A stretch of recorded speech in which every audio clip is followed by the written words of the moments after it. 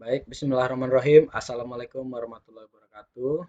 Perkenalkan, nama saya Muhammad Aprianto dari program studi informatika NIM 220401010141, mata kuliah sistem operasi. Baik, di kesempatan kali ini saya akan menjawab beberapa pertanyaan terkait ujian akhir semester yang diberikan oleh dosen Pak Muhammad Ikhwani Saputra Eskom Mkom. Langsung aja saya mulai dari nomor 1. Apa itu sistem operasi? Jelaskan fungsi dari sistem operasi. Baik ya, sistem operasi atau disingkat OS adalah perangkat lunak sistem yang mengatur sumber daya perangkat keras dan perangkat lunak, serta sebagai daemon untuk program komputer. Tanpa sistem operasi, pengguna tidak dapat menjalankan program aplikasi pada komputer mereka, kecuali program booting. Fungsi utama dari sistem operasi. Yang pertama itu ada manajemen memori, yang kedua ada manajemen proses, ketiga manajemen file, yang keempat ada manajemen perangkat keras, yang kelima ada interaksi pengguna, dan yang keenam ada layanan sistem. Baik, langsung masuk ke fungsi-fungsi lain dari sistem operasi itu sendiri. Fungsi lain dari sistem operasi yang pertama adalah memuat program ke dalam memori. Yang kedua, menyediakan antarmuka pengguna. Yang ketiga, mengelola file dan folder. Keempat, menjalankan program dan aplikasi. Yang kelima, menyediakan keamanan. Yang keenam, itu menyediakan akses ke internet. Ya, itu tadi pertanyaan nomor 1. Lanjut kita jawaban nomor 1. Kita lanjut ke pertanyaan nomor 2. Sebutkan karakteristik dari sistem operasi open source dan closed source. Ya. Yang pertama, karakteristik sistem operasi open source itu yang pertama ada kode sumber terbuka. Kode sumber terbuka ini tersedia untuk umum, memungkinkan pengguna untuk melihat, mempelajari, memodifikasi, dan mendistribusikannya. Lalu yang kedua itu gratis, biasanya tersedia gratis untuk digunakan dan distribusikannya bebas. Lalu yang ketiga ada komunitas, dikembangkan dan didukung oleh komunitas pengembang global.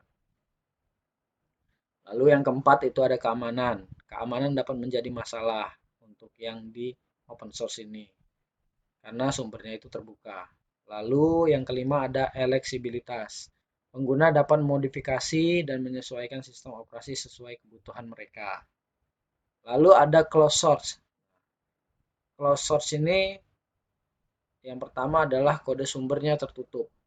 Kode sumbernya ini tidak tersedia untuk umum, hanya dimiliki dan dikendalikan oleh si pengembang. Lalu yang kedua itu berbayar. Biasanya memerlukan biaya dari lisensi untuk menggunakannya. Yang ketiga itu dukungan. Dukungan ini ada dukungan resmi yang disediakan oleh si pengembang. Lalu yang keempat ada keamanan. Biasanya lebih aman karena kode sumbernya tidak terbuka. Yang kelima itu ada fleksibilitas. Pengguna tidak dapat memodifikasi dan menyesuaikan sistem operasi itu sendiri. Oke, lanjut kita ke pertanyaan nomor 3. Gambarkan skema dasar sistem komputer. Baik ya, yang pertama itu adalah komponen utama. 1. Central Processing Unit atau CPU. Ya, otaknya dari komputer yang melakukan perhitungan dan operasi logika. Lalu ada memori atau RAM, menyimpan data. Fungsinya untuk menyimpan data dan instruksi yang sedang diproses. Lalu ada storage atau hard disk. Yang terbaru ini ya SSD lah yang lagi mulai sering dipakai. Itu menyimpan data dan meninstruksi secara permanen. Lalu yang keempat itu ada input device, itu ada keyboard, ada mouse. Lalu yang kelima ada output device, contohnya itu ada monitor dan printer. Nah, digunakannya untuk apa? Digunakan untuk menampilkan hasil proses data itu sendiri. Lanjut, hubungan antara komponennya. Kita mulai dari CPU. CPU ini terhubung ke semua komponen ya melalui bus data, bus alamat, dan bus kontrol. Lalu ada memori. Memori ini terhubung dari CPU melalui bus data dan bus alamat. Untuk storage juga sama dengan memori. Lalu input device itu terhubung ke CPU melalui bus data dan bus kontrol. Untuk output device-nya itu pun sama dengan input device. Lalu alur kerjanya. Input device yang pertama input terhubung ke CPU melalui bus data dan bus kontrol. Lanjut ke proses, yaitu CPU memproses data yang disimpan di memori atau di RAM-nya ya. Lalu masuk ke output. Output ini hasil proses data ditampilkan melalui perangkat output. Dan yang terakhir storage.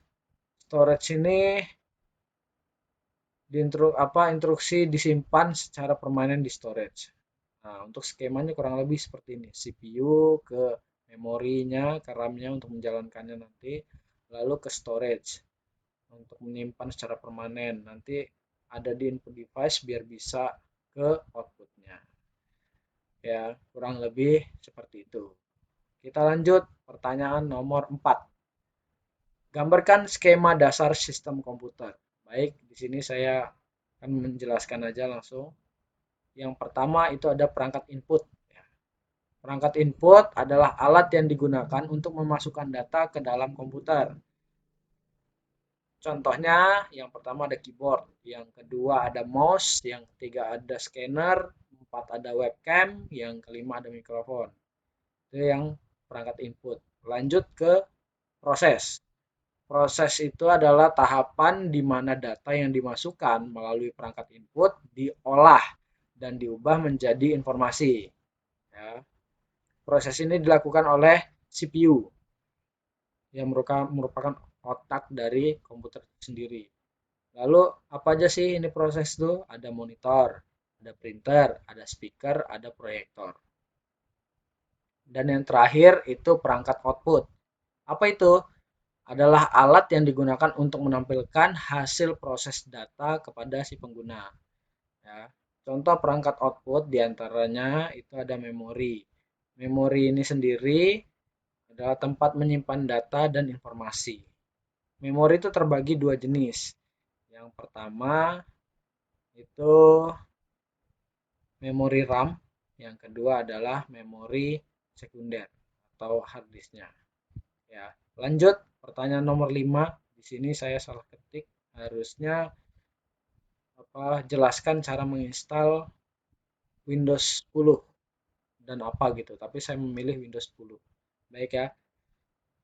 Yang pertama itu kita mulai dari persiapan. Di sini. Persiapkan ISO Windows 10, dapat mengunduh file ISO Windows 10-nya itu di webnya si Microsoft. Itu linknya kurang lebih seperti ini, udah saya siapin ya ada. Lalu siapkan flash disk dengan minimal kapasitas 8 GB. Dan yang ketiga itu koneksi internet juga diperluin sih buat ngunduh Rufus sama ISO-nya. Kita masuk ke tahapannya, ke langkah-langkahnya. Yang pertama membuat bootable USB. Ya. Download dulu yang pertama Rufus, yang kedua buka software Rufusnya, yang ketiga pilih flash disk pada device, yang keempat klik select dan pilih file ISO yang udah di-download tadi ya. Lalu yang keempat itu pastikan file system di setnya ke FAT32 untuk yang di USB-nya itu. Terus yang kelima, klik start untuk memulai proses pembuatan bootable USB-nya. Oke, lanjut. Yang kedua, langkah selanjutnya adalah boot komputer dari USB drive-nya. Nah, untuk USB-nya ini yang pertama kita restart komputer, terus saat booting kita tekan tombol tertentunya ya, biasanya F2, terus ada juga F10, dan lain sebagainya untuk masuk ke BIOS-nya itu. Terus yang ketiga itu cari menu bootnya dan ubah bootnya ini menjadi boot si flash disk itu sendiri. flash disknya yang flash disk yang kita colokin itu usahakan bootnya itu naik di atas, intinya yang digunakan itu adalah flash disk. Lalu yang keempat, simpan perubahan dan keluar dari BIOSnya itu, atau biasanya klik exit langsung simpan. Terus masuk ke tahap berikutnya adalah proses instalasi Windows ya. Setelah tadi disimpan, kan dia keluar dari BIOS. Itu komputer akan boot dari USB drive dan kita itu nanti akan melihat Windows setup-nya. Nah, terus yang nomor 2, selanjutnya itu pilih bahasa, format waktu, dan keyboard yang akan kita gunakan. Ini kadang jarang juga sih. Terus lanjut klik next. Terus yang langkah selanjutnya pada menu pada tampilan Windows, install Windows, pilih menu custom ya. Pilih menu custom, install Windows only. Terus langkah selanjutnya pilih partisi tempat yang kita ingin menginstal Windows 10. Nah, catatannya di sini jika kita ingin menginstal Windows 10 di hard disk baru, kita ini perlu membuat partisi baru terlebih dahulu. Terus yang nomor 6 kita klik next, berikutnya terus saja ikuti instruksinya sampai dia selesai.